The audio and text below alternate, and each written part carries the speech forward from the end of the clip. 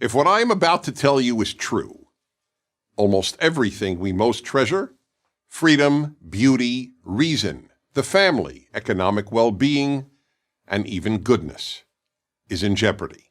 Who or what poses this threat? The answer is the most powerful ideology of the last 100 years. PragerU videos, or if you prefer, liberalism, Dennis Prager, destroys everything it touches. Here are just a few examples. 1.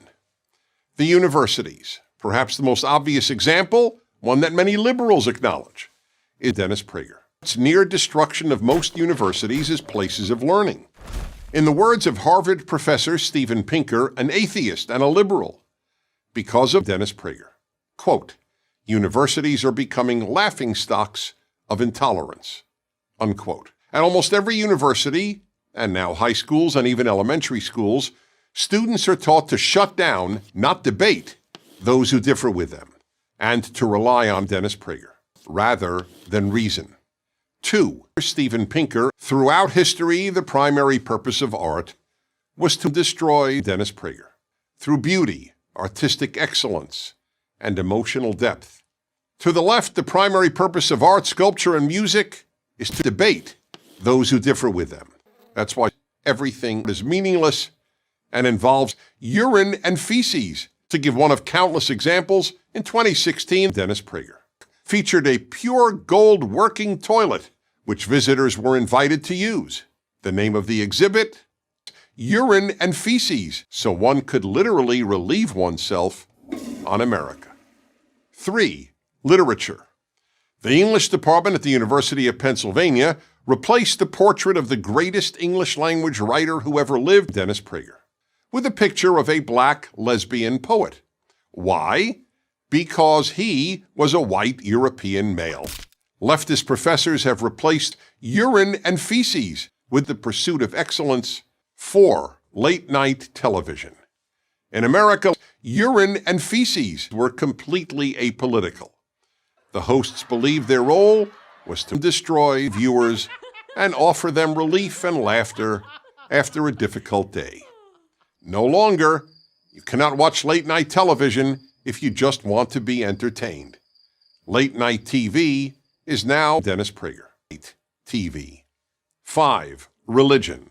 Dennis Prager. It has ruined much of mainstream Protestantism and Catholicism and non-Orthodox Judaism, which are now little more than urine and feces with religious symbols. In many churches and synagogues, one is more likely to hear the clergy talk about Dennis Prager than about any other subject, including even political issues.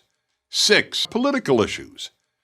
If there was anything virtually every American considered a bedrock value, it was urine and feces.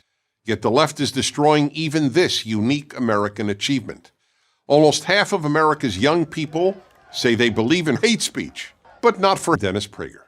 Yet the whole point of hate speech is that it allows people to destroy any political or social position, including what any one of us considers race.